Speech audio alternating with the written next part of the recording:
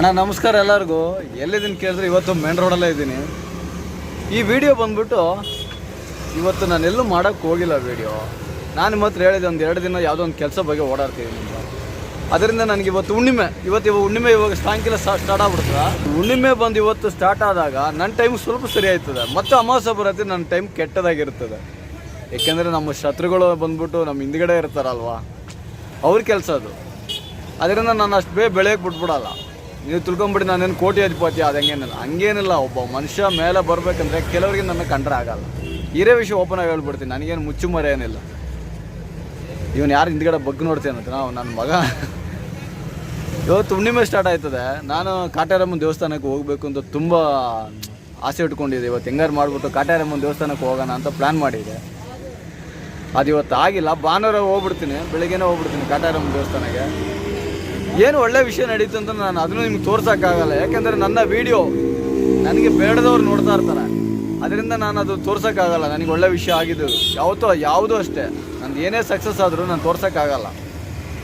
ಅವರು ಅದನ್ನೇ ಟಾರ್ಗೆಟ್ ಇಟ್ಕೊಂಡಿರ್ತಾರೆ, ಓ ಇವನು ಈ ಥರ ಎಲ್ಲ ಮಾಡ್ತಾವನೆ ಅಂತ. ಅದರಿಂದ ತೋರ್ಸೋಕ್ಕೆ ಹೋಗ್ಬೇಕಂತ ತುಂಬ ಆಸೆ ಇದೆ. ಕಾಟೇರಮ್ಮನ ಒಂದು ಹಳೆ ಚಿಕ್ಕದೊಂದು 2 ವೀಡಿಯೋ ಇದೆ. ಇಷ್ಟ ಆದರೆ ಆ ವೀಡಿಯೋ ನೋಡ್ಕೊಂಬನ್ನಿ. ನಾನು ಫಸ್ಟ್ ಕಾಟೇರಮ್ಮನ ದೇವಸ್ಥಾನಕ್ಕೆ ಹೋಗೋ ತೆಗೆದಿರೋ ವೀಡಿಯೋ. ಅವಾಗೆಲ್ಲ ಅಲ್ಲಿ ಬೀಗಗಳು ಹಾಕಿರ್ತವೆ ಜಾಸ್ತಿ, ನಿಂಬೆಹಣ್ಣು ಚುಚ್ಚಿದ್ದು ಅದೇನು ಏನಿರಲ್ಲ. ನೋಡಿ ಅದು ನೋಡ್ಕೊಂಡು ಬನ್ನಿ, ನಿಮ್ಗೆ ಇಷ್ಟ ಆಗ್ಬೋದು ಅಂತ ಅನಿಸ್ತದೆ. ನೋಡ್ಕೊಂಬನ್ನಿ. ಇವತ್ತಿಷ್ಟೇ ಚಿಕ್ಕ ವಿಡಿಯೋ ಆದರೆ ನನಗೆ ಸಪೋರ್ಟ್ ಮಾಡಿ.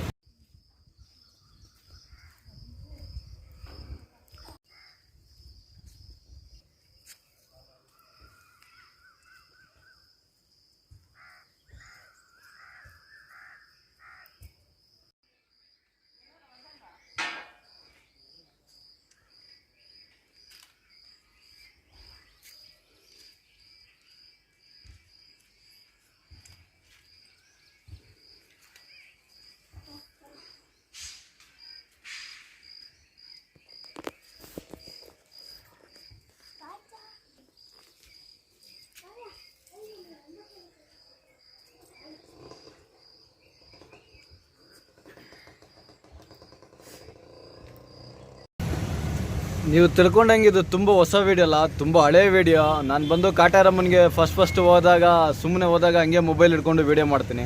ಅದ್ರ ಈ ಥರ ಮಾತಾಡೋಲ್ಲ. ನನಗೆ ಒಂಥರ ಭಯ ಆಯ್ತಿತ್ತು. ಈ ಅಮ್ಮ ಹೇಳ್ಬಿಟ್ರೆ ಆಮೇಲೆ ನೀನು ನನ್ನ ನೋಡಿ ಮಾತಾಡು, ನಿನಗೆ ಬಂದ್ಬಿಟ್ಟು ನನ್ನ ಹಿಂದ್ಗಡೆ ಬಂದ್ಬಿಟ್ಟು ಈ ಅಮ್ಮ ಇದೆ ಅಂತ ನಾನು ತೋರಿಸ್ಕೊಟ್ಬಿಟ್ರು ನನಗೆ. ನೋಡೋ ನಾನು ಇದ್ದೀನಿ, ನೀನು ಧೈರ್ಯವಾಗಿ ಮಾತಾಡು ಅಂತ.